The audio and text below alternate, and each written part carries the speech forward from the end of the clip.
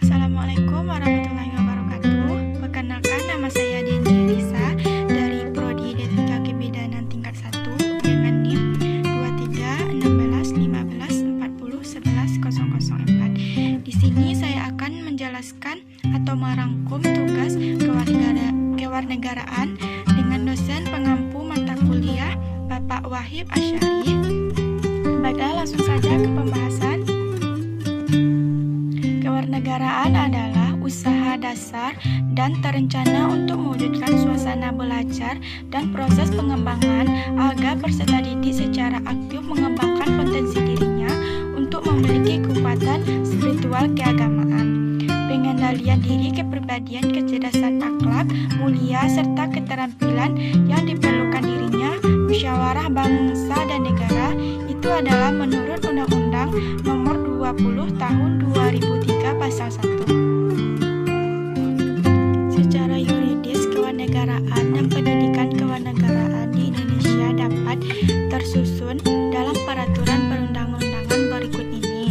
Kewarganegaraan adalah segala hal yang berhubungan dengan kewarganegaraan. Tujuan pendidikan kewarganegaraan dimanapun umumnya bertujuan untuk mewujudkan kewarganegaraan yang baik. Yang pertama, kita dapat mencermati Undang-Undang Nomor 20 Tahun 2003 tentang asistensis pasal 37 ayat 1 yang mengatakan di mana mata kuliah kewarganegaraan pendidikan dasar dan mencegah wajib memuat pendidikan kewarganegaraan, dan bahkan dalam Undang-Undang Nomor 12 Tahun 2012 tentang pendidikan tinggi lebih efektif dan tegas dengan mengatakan nama mata kuliah kewarganegaraan sebagai mata kuliah yang wajib. Mengapa diperlukan kewarganegaraan? Karena negara perlu menyelenggarakan pendidikan kewarganegaraan karena setiap negara adalah orang baru yang harus setiap berpendapat, pengetahuan, seperti sikap, nilai, dan keterampilan agar mampu mengembangkan warga negara yang memiliki waktu yang baik dan cerdas. Selanjutnya ada dasar historis, yuridis, dan sosiologis kewarganegaraan. Yang pertama ada historis. Kewarganegaraan di Indonesia dianggap oleh organisasi kewarganegaraan yang bertujuan untuk membangun rasa kebangsaan dan cinta terhadap Indonesia merdeka. Sedangkan yuridis, kewarganegaraan Indonesia lahir karena tuntunan berdistribusi atau Undang-Undang tahun 1945 dan sejumlah kebijakan pemerintahan yang berkuasa sesuai dengan namanya. Selanjutnya sosiologis. Kewarganegaraan di Indonesia dilakukan pada tataan sosial oleh para pemimpin di masyarakat yang memasyarakatkan untuk mencintai tanah air, bangsa, dan negara. Konsep identitas nasional dibentuk oleh dua kata dasar, ialah identitas dan nasional. Kata identitas berasal dari identifi. Dalam Kamus Besar Bahasa Indonesia, menurut KBBI, identitas berarti ciri-ciri atau keadaan khusus seseorang atau orang lain. Kata nasional berasal dari kata nasional, yang dalam Oxford nasional bersifat kebangsaan, kebebasan, atau berasal dari bahasa sendiri meliputi suatu bangsa. Padahal bentuk yuridis, bentuk identitas nasional Indonesia menjadi peran penting bagi bangsa Indonesia yang meliputi bendera merah putih sebagai lambang. Garuda Pancasila adalah lagu kebangsaan Indonesia Raya. Selanjutnya ada konsep dan urgensi interaksi nasional. Bagaimana interaksi nasional sebagai salah satu persatuan dan kewargaan Indonesia dalam menguras kehidupannya, sebuah negara bangsa selalu dihadapkan pada upaya bagaimana menyatukan kebersamaan orang yang ada di dalam kewarganegaraan ini, memiliki kesejahteraan untuk bangsa negara yang bersatu. Makna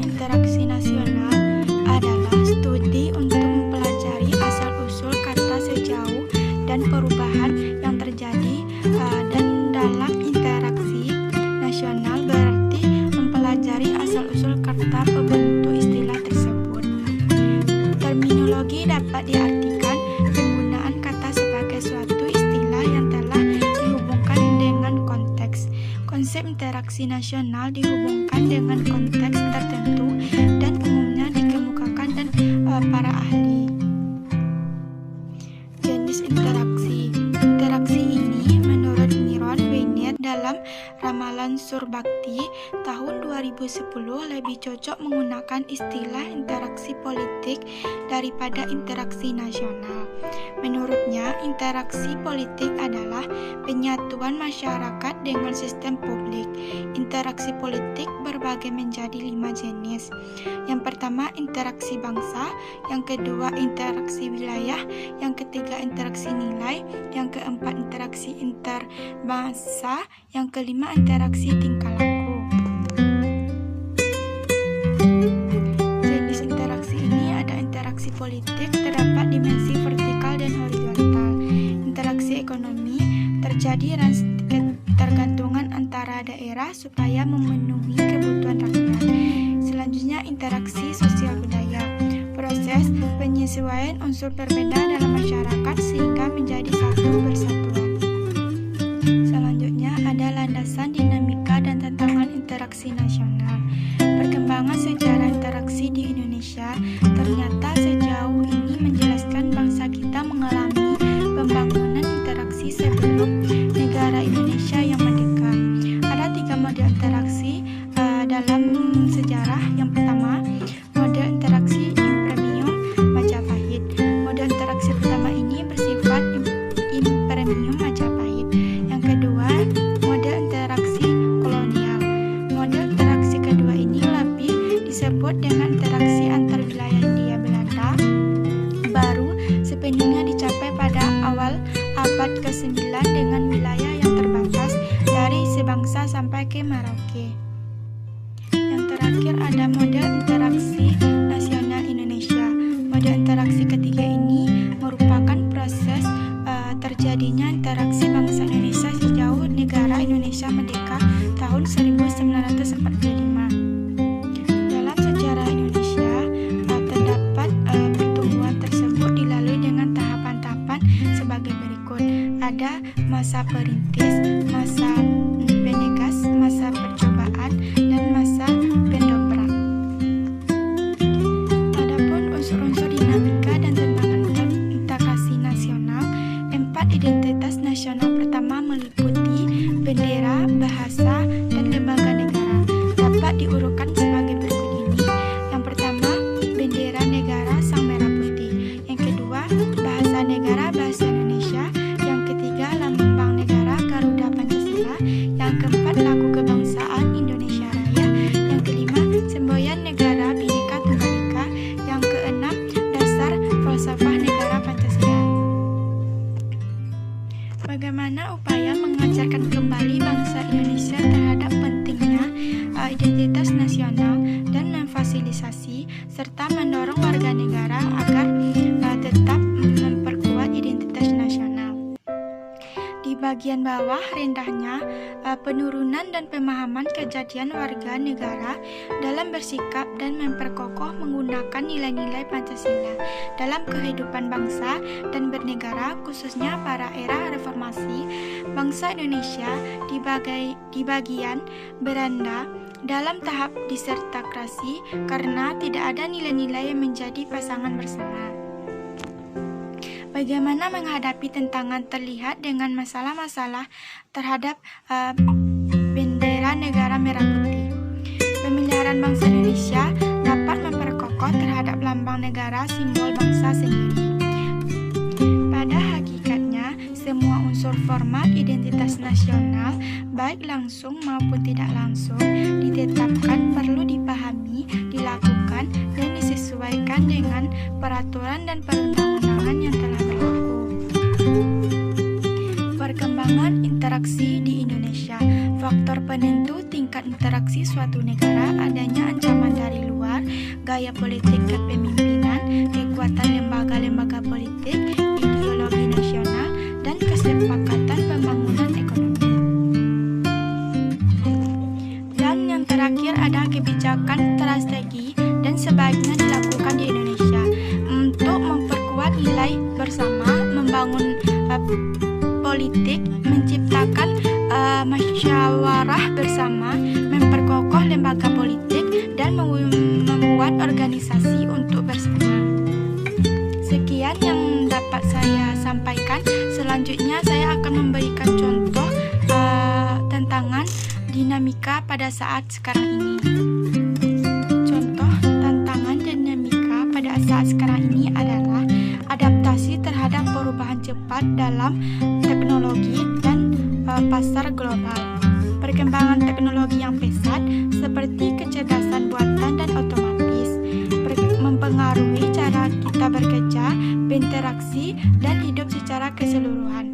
Selain itu, perubahan dalam dinamika pasar global seperti ketidakpastian politik dan gejolak ekonomi dapat mempengaruhi kestabilan individu, perusahaan, dan negara. Tantangan ini membutuhkan kemampuan adaptasi yang cepat, kreativitas, dan ketangguhan mental dan menghadapi perubahan yang terus berlangsung serta untuk menciptakan peluang di tengah ketidakpastian. Selanjutnya, apa yang perlu saya berikan untuk negara saat sekarang ini dalam tantangan dinamika?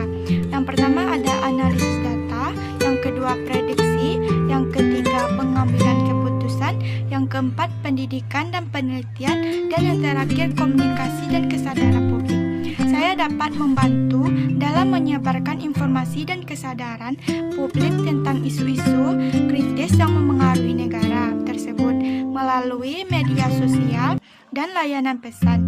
Ini dapat membantu mobilisasi dukungan dan berpartisipasi masyarakat dalam upaya mengatasi tantangan bersama-sama. Baiklah, perkenalkan nama saya Denia Ilisa. Saya salah satu mahasiswa Universitas Muhammad Natsir Bukit Tinggi. Saya dari Prodi D3 Kebidanan. Di sini saya akan mempromosikan kampus Universitas Muhammad Natsir Bukit Tinggi. Jika ada adik-adik atau kakak-kakak yang ingin mendaftar, silakan bergabung ya. Universitas Muhammad Natsir Bukit Tinggi ini memiliki keunggulan akreditasi B, memiliki 6 rumah sakit milik sendiri, memiliki lahan dan gedung milik sendiri yang letaknya strategis dari pusat kota Bukit Tinggi. Lulusan Universitas Muhammad Natsir Bukit Tinggi terbesar di berbagai rumah sakit, perusahaan, dan pemerintahan. Lulusan terbaik diterima langsung bekerja di rumah sakit Yarsi. Memiliki dosen pengajar yang profesional. Tersedia program beasiswa bagi mahasiswa kurang mampu dan berprestasi, dan uang kuliah atau pendidikan dapat dicicil. Universitas Muhammad Natsir Bukit Tinggi ini memiliki program studi Fakultas Kesehatan, S1 Farmasi, S1 Keperawatan, D3 Keperawatan, ada D3 Kebidanan, S1 Administrasi Rumah Sakit, S1 Gizi, Profesi Nurse. Dan untuk Fakultas Ilmu Sosial ada S1 Hukum, S1 Administrasi Publik, dan S1 Akuntansi. Dan untuk gelombang pendaftarannya ada gelombang pertama, biaya pendaftarannya gratis dari tanggal 22 Januari sampai 31 Mei 2024. Dan untuk gelombang kedua, biaya pendaftarannya 100.000, tanggal pendaftarannya mulai 1 Juni sampai 31 Juli 2024. Untuk gelombang ketiga, biaya pendaftarannya 200.000 dari tanggal 1 Agustus sampai 22 September 2024. Nah, bagi kakak-kakak atau adik-adik yang ingin bergabung atau mau mendaftar di Universitas Muhammad Natsir Bukit Tinggi ini, silakan mendaftar ya, dan linknya ada di bawah sini ya. Baiklah, itulah yang dapat saya sampaikan untuk memenuhi tugas kewarganegaraan. Jika ada kesalahan kata atau sikap dari saya mohon maaf. Assalamualaikum warahmatullahi wabarakatuh. Nah.